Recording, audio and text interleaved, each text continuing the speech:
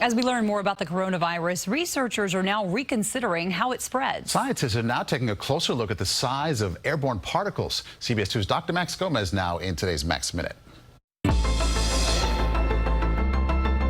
This COVID-19 pandemic has caused a lot of confusion and disagreement amongst lay people and even doctors and scientists. Which drugs do or do not work? When do you put someone on a ventilator? Are we going to get a vaccine, and when? But one thing we thought we could agree on was that the coronavirus is spread through airborne droplets from a cough, sneeze, or talking, right? Maybe not. Turns out it depends on your definition of airborne. For most people, any virus transmission through the air is airborne.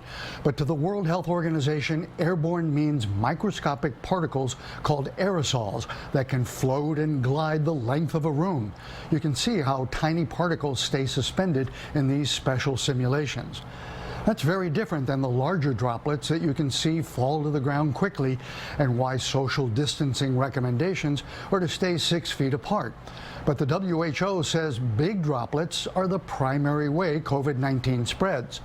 But now an open letter to the WHO from 239 international scientists outlines the evidence that smaller aerosol or airborne particles can also infect people, and calls on the agency to revise its recommendations.